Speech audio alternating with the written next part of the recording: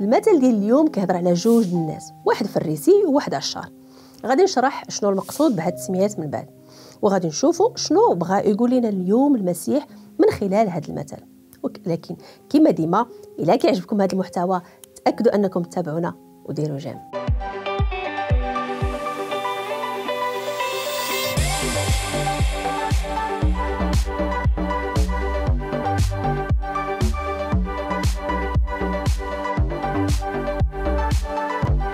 هذا المثال جا في لوقا 18:9-14 واللي كيقول: قال هذا المثال للناس اللي كانوا كيحسبوا ريوسهم على حق وكيحتقروا الاخرين. هادو جوج رجال طلعوا لبيت الله باش يصليو، واحد منهم فريسي والاخر من موالين الضريبه. وقف الفريسي كيصلي وكيقول في خاطرو: كنشكرك ربي على حقاش راني ماشي بحال كاع الناس الشفاره والظالمين والفاسدين، وماشي بحال هاد مول الضريبه. انا كنصوم 2 المرات في السيمانه وكنعشر على كاع داكشي اللي كنربح. اما مول الضريبه بقى واقف بعيد وما قدرش يهز عينيه للسما، ولكن كان كيضرب على صدرو وكيقول: اللهم ارحمني انا المذنب. نقول لكم راه هاد مول الضريبه هو اللي مشى لدارو والله راضي عليه، ماشي هذاك الفريسي، على حقاش كاع اللي كيعلي من شانو غيطيح، ولكن اللي كيتواضع شانو غادي يعلى. وهنا سال المثال. اولا خليني نشرح شنو كنقصدوا بالفريسي ولا العشار اللي ذكرهم المسيح. الفريسي كانت تسميه ديال الطائفه اللي كانوا ملتزمين بتطبيق الشريعه بكل حذافيرها وبكل تفاصيلها، بحال الا كنقولوا حنا عندنا هنايا دوك السلفيين ديال اليوم كيمشيو حرف بحرف. والعشار هنا هو داك اللي كان كيجمع الضريبه من اليهود على الحساب الرومان، يعني كان خائن لولاد بلادو، بحال ملي كنقولوا مثلا على هذوك المغاربه اللي كانوا كيتعاونوا في ايام الاستعمار مع فرنسا ضد المغرب. هادو فقط غير واحد التشبيهات اللي هي قريبه باش نقرب الصوره والمفهوم ديال هاد التسميات. المهم اجيو نشوفوا دابا شنو هما النقاط اللي بانوا في هذا المثل. اول حاجه وهي داك التناقض في طبيعه الصلاه. هذا المثل كيبين لنا جوج الناس، واحد فريسي والاخر عشار، بجوجهم جاو باش يتقربوا من الله، غير كل واحد فيهم كيصلي وكيتكلم مع الله بطريقه مختلفه. الفريسي كيستعرض البر الذاتي ديالو والكبرياء ديالو وكيسرد في الفضيله ديالو، في حين جا العشار كيعترف بالخطيه ديالو وحشمان وبكل تواضع كيطلب الرحمه. ثاني نقطه، كاين شي حاجه بحال البر الذاتي عند الفريسي. هنا الطريقه اللي كان كيصلي بها الفريسي كان كيبان فيها واحد البر ذاتي، حيت كان كيقارن راسو بالاخرين وكيعتبر ان افعاله غادي تخليه يستحق الوقوف قدام الله والرضا ديال الله عليه. يعني كان كيعتمد على افعاله باش ياخذ الرضا ديال الله. بالاضافه كان كيدين الاخرين حيت كيقول انا ماشي بحال هذا ولا هذا ولا هذا. غنشوفوا النقطه الثالثه واللي هي التوبه المتواضعه ديال العشار. هنا كنشوفوا كيفاش داك العشار اللي كيتشاف على انه خاطئ وانه خائن وانه ما كيستحقش، واللي عارف بالخطيه ديالو وداك الشيء علاش واقف بعيد وما قادرش يهز عينيه للسماء، كان عارف انه ما كيستحقش يطلب الرحمه.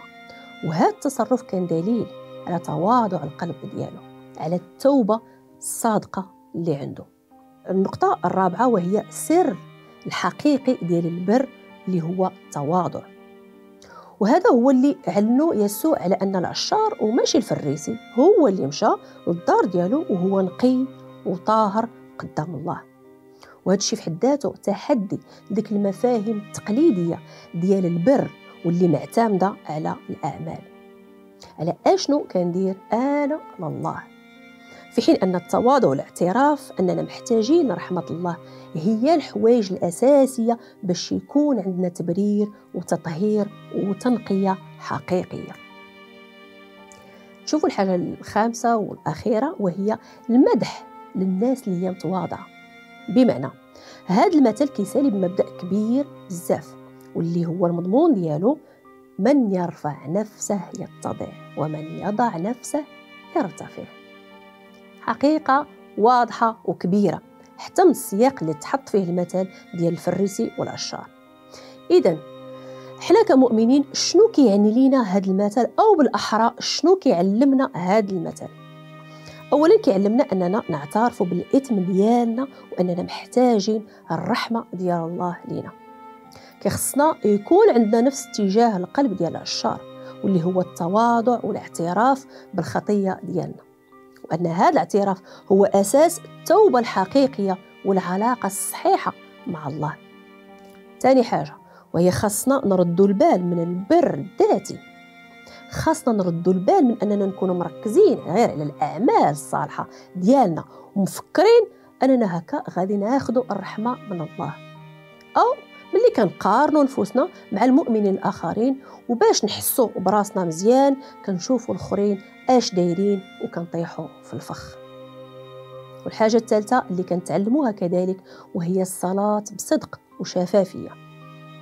هذا المثل ورانا انه كاين اساليب مختلفه في الصلاه وماشي كلها صحيحه، ولهذا كيشجعنا هذا المثل على اننا نكونوا صادقين وحقيقيين في صلاتنا وماشي لابسين الوجه ديال التقوى مزيف، ولكن كنعبروا على اللي في قلبنا لله بصدق وكنترجاو الرحمه والنعمه ديالو لينا.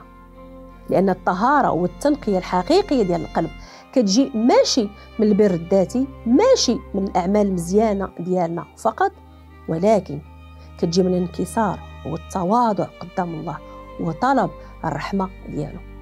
لان القلب اللي متواضع هو القلب اللي كيسهال عليه يفهم العمق ديال قداسه الله والرحمه ديالو اللي ما مرتبطاش باشنو درنا ولا اشنو ما درناش.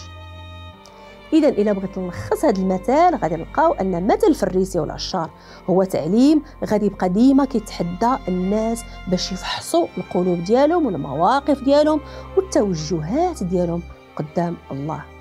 هذا المثل كيحول التركيز من على البر الذاتي للتواضع الحقيقي، وبالتالي فالمؤمنين خاصهم يكبروا روح التواضع في علاقتهم مع الله والآخرين، لأن هادوك اللي كيتواضعوا غادي يرفعهم الله في النهاية ومع المسيح تلمت.